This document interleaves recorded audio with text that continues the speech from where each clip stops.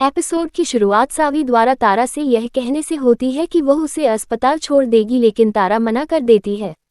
तारा निया को आंखों में आंसू लिए वैक्सीन लगवाने ले जाती है। सावी और साई स्कूल पहुंचते हैं। स्टाफ रूम में सावी को शहर के अस्पताल में नकली टीकों के बारे में पता चलता है। उसे याद आता है कि तारा निया के टीकाकरण के लिए उसी अस्पताल गई थी। वह तारा को सचेत करने के लिए कॉल करती है, लेकिन तारा उसका कॉल नहीं उठाती। सावी एक अन्य शिक्षक से उसकी कक्षा संभालने के लिए कहती है और निया को नकली टीकाकरण से बचाने के लिए अस्पताल पहुंचती है। छात्र साई को बुरा बच्चा कहकर चिढ़ाते हैं। साई को दुख होता है और वह कहती है कि वह बुरी नहीं है। बच्चे कहते हैं कि तुम्हारे पापा ने तुम्हें धक्का दिया, इसलिए तुम बुरे हो। रजत अपने कर्मचारियों से सुनता है कि हर्ष ने रजत की बेटी सायशा के नाम से एक नई कंपनी शुरू की है। रजत अपने कमरे में जाता है और चीजें फेंकता है। अमन रजत के कमरे में जाता है। वह उससे पूछता है कि क्या हुआ। रजत हर्ष को अपनी नई फैक्ट्री का नाम दिखाता है। अमन पूछता है कि हर्ष ऐसा क्यों कर रहा है। रजत कहता है कि हर्ष एक नया विवाद चाहता है। वह उसे कार्यालय में स्थितियों को नियंत्रित करने के लिए कहता है। अमन सहमत हो जाता है। रजत को निकिता का फोन आता है और वह स्कूल भाग जाता है। सावी अस्पताल पहुंचती है और चौकीदार से जानती है कि टीकाकरण बंद हो गया है। उसे एक संदेश मिलता है कि मुंबई में एक पीला अलर्ट घोषित किया गया है। वह साई के लिए चिंतित महसूस करती है। साई और एक अन्य बच्चे को छोड़कर सभी छात्र अपने माता पिता के साथ चले जाते हैं। एक और मैडम निकिता से पूछती है कि साई को घर कौन ले जाएगा। निकिता कहती है कि सावी काम के लिए बाहर गई थी, इसलिए मैंने रजत और आशिका को सायशा को घर ले जाने के लिए बुलाया। सावी ने निकिता को फोन किया और उसे बताया कि वह सायशा को लेने आ रही है। निकिता सावी को घर जाने के लिए कहती है और उसे बताती है कि रजत सायशा को लेने आ रहा है। सावी सहमत हो जाती है। रजत स्कूल आता है। वहां पहले से मौजूद हर्ष रजत का देर से आने पर मजाक उड़ाता है। वह अपनी बातों से रजत का मूड खराब कर देता है। रजत स्कूल के अंदर चला जाता है। कॉल पर होने के कारण रजत स्कूल से सायशा को लेने जाता है, लेकिन गलती से किसी और बच्चे को ले जाता है। हर्ष ये देख लेता है। तारा और भाग्यश्री ने चर्चा की कि निया ने अपना टीकाकरण करवाया है। सावी घर आती है और उनकी बातें सुनती है। वह तारा को बताती है कि नकली टीकाकरण उसके पसंदीदा अस्पताल में हुआ था। वह कहती है कि वॉचमैन ने कहा कि उनके अस्पताल में कोई टीकाकरण नहीं हुआ। तारा झूठ बोलती है कि वह निया को दूसरे अस्पताल ले गई थी। वह सावी से कहती है कि वह उसके मामलों में शामिल न हो। राजू सावी के साथ उसके व्यवहार के लिए तारा को डांटता है। राजू सावी से साई के बारे में पूछता है। रजत बिना देखे ही एक अलग बच्चे को घर ले आता है।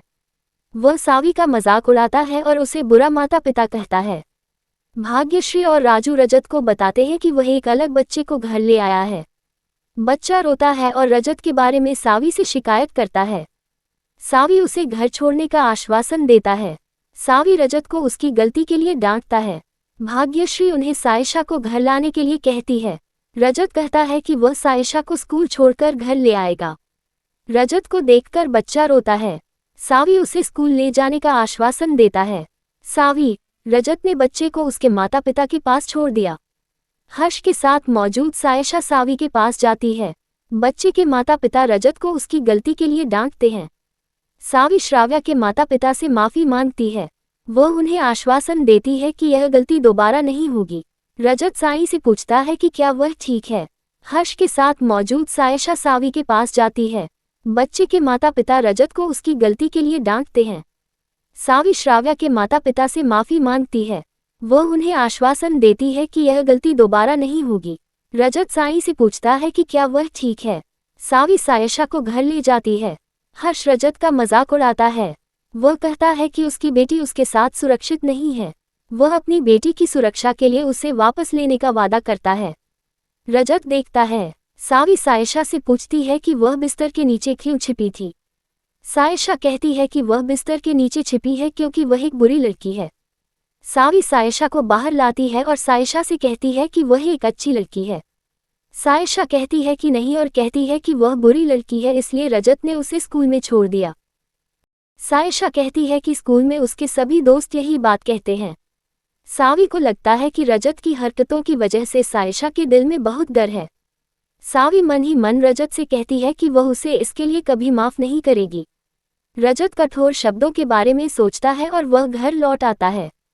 भाग्यश्री रजत को रोकती है और रजत से पूछती है कि उसे क्या हो गया है, क्योंकि जब से उसने सायशा की कस्टडी जीती है तब से वह उसके साथ बुरा व्यवहार कर रहा है। वह बिना वजह उस पर गुस्सा हो रहा है। एक बार उसे धक्का दिया और आज वह सायशा को स्कूल में भी भूल गया।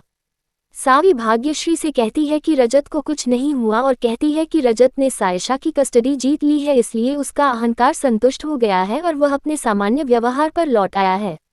सावी ने रजत के व्यवहार की आलोचना की और रजत को याद दिलाया कि उसने उससे कहा था, अगर सायशा उसकी वजह से परेशान हुई तो वह उसे माफ नहीं करेगी। भाग्यश्री सावी से कहती है कि वह रजत को डांट रही है और उसे रजत को डांटने और इस पर टिप्पणी करने की कोई जरूरत नहीं है। राजू भाग्यश्री से पूछता है कि सावी ने क्या गलत कहा। अपकमिंग स्ट्री आशिका सावी को फोन करती है और सावी से शिकायत करती है कि रजत नशे में उसके घर आया है और उसके घर में उपद्रव मचा रहा है।